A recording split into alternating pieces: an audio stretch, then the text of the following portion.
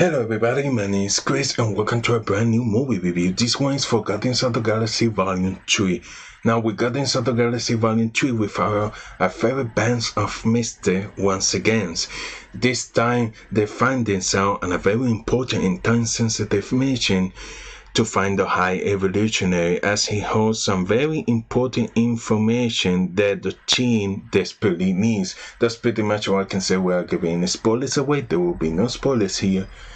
Guardians of the Galaxy Volume 3 is phenomenal. This movie has everything. It has great action, horror, very emotional, human, tons of story. The story is very strong, a fantastic villain, and consequences. And I think those elements are important because I think some of those elements were missing in the recent MCU films. And I think it really helps along with director and the crew and team to make this movie great as it is. Now, coming off the theater, I was full of joy, but also sadness. It's a very devastating film, but it's an amazing film to watch. Now, that's not only because of the stunning cast being on the top of the game, but because it's a collaboration with director and writer James Gunn that takes this character to an emotional places that haven't gone before. And what James Gunn is doing here as a filmmaker is something extraordinary, very much like the exploration of this new teen dynamic that is happening here, and very much like the stylistic decision that he has made in this film of how he moves the camera, how he frames some shots very stellar, and some shots on IMAX look stunningly beautiful. And it's awesome to watch. And James Gunn has put so much love into these characters, and it's so evident in every frame of the movie. Now, this is a movie that knows what it wants to be, and it focuses on a single story related to the Guardians. It doesn't try to relate too much to the overall MCU universe that has been established, whether it's connected to the stuff that happened in Ant-Man 3 or in the TV shows. No, and it doesn't need to be. It's a conclusion to the first two movies that James Gunn has brought to us, starting with Guardians of the Galaxy Volume 1 in 2014. And I might say this is my favorite Guardians movie. And because of the balance, because of the emotional story here, you see in the trailers, it focuses on Rocket a lot and Rocket's backstory and how he came to be and the overall understanding of why he is the way that he is. And you're not learning more about the character. It also shows the family dynamic of the Guardians. This is a film where everything James Gunn has been building towards is finally realized and appreciated. They're not always working together in such a perfect unison manner because they have very much become like a family. Whether this is a thing, they can back each other, they can squabble, they can say hurtful things, but they love each other. And it really is a testament to that in this film. And you see all of it. Everybody has something to do in this film. And to me, this film has a perfect ending. It really does. Now, there's a few issues that I have with the film. They are very minor, but they're still there. Now, some of the negatives are there. Some of the jokes didn't land with me. But anytime you have some comedy in them, not all jokes are going to work. But I said that 90% of the humor did work for me. There are a couple of things here and there that I think that could have been done differently or a little bit better. But now moving on to Adam Warlock, I think Will Potter did a great job for what he needed to do in this movie, but he's kind of a sideline here. Now, I know the character from the comics, and I know what he's capable of doing. And there were times like watching like, whoa, he's very powerful. But he's kind of a sideline. And when he shows up, it really works. But there are a couple of ups here and there they are interesting and clever, but he's not as impactful as I thought he might be. Maybe that's just me because of the knowledge of the character in the comics and how great of a character he is.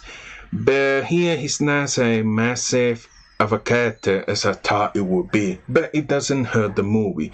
Now, Chris Pratt and Dave Bautista are awesome in this movie as Star-Lord and Drax. The best they have ever been in their roles. Chris Pratt in particular, he's just excellent. And you know why he's a movie star. And the Star-Lord and Gamora relationship in here, I thought they handled that very well. Now, Zoe Saldana in this film, she's given more to work with, and how she has to place this new version of Gamora, the one that was put out of her timeline in Avengers Endgame, and how she's not very experienced with this crew and always running to catch up, which is funny, but she has some really cool action sequences with her blade that I really like. Now moving on to Nebula, I really like the story of Nebula and how much has progressed to the first Guardian movie, to Avengers Endgame, and now this. And she's easily one of the best MCU female characters. And James Gunn, along with Karen Gillan, takes the character from Avengers Endgame and her story arc to the next level because there's so much to her, why she belongs and what she cares, and the relationship she has with Gamora. That was handled very beautifully. Now, I adore Park Clementine as Mante. She really came into her own in the holiday special. She's even better here. She's a really great dynamic character. And I like that James Gunn has built up her relationship with Peter now that he has been revealed they are brothers and sisters in the holiday special, and her scenes with Peter and Drax are incredible. And she can really handle her own in the action sequences that I really like. Now, moving on to the villain, the High Evolutionary, Shuguri Owuji. I'm sorry if I didn't pronounce that right. He's an incredible villain. Easily, as the High Evolutionary, easily one of the top tier MCU villains that we have gotten. Now, it's just a really great combination of him and director and writer James Gunn.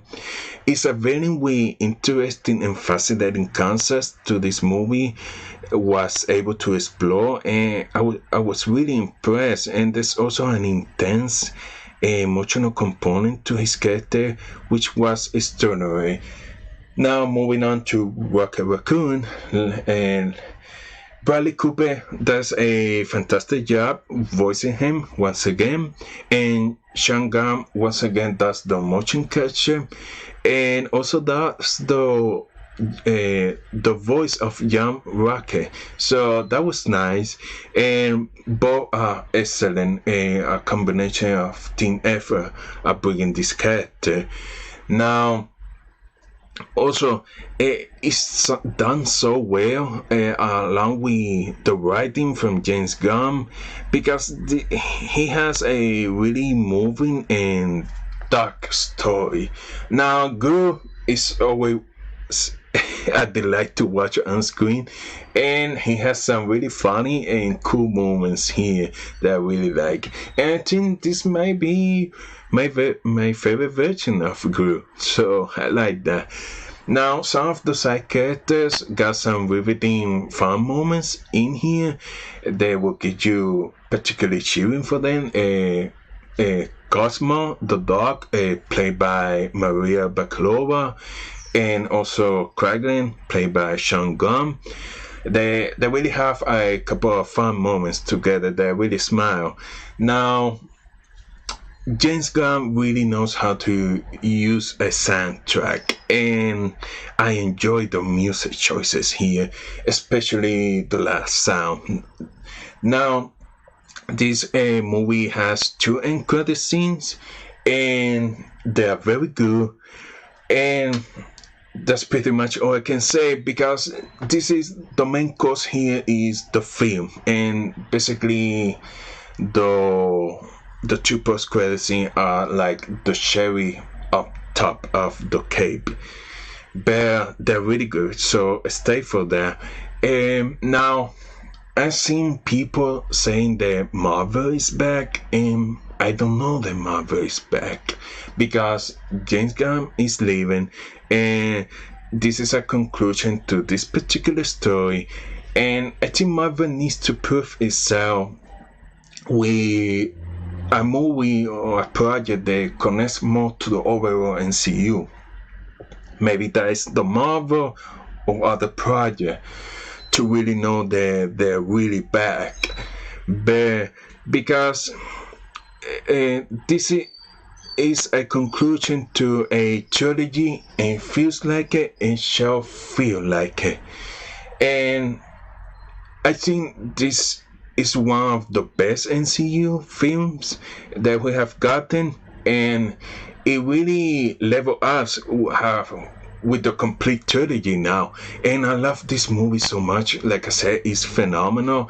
Highly recommended, but definitely if you can, see it in IMAX. It's beautiful on IMAX, and some really action sequences and stunning shots in IMAX that look so great.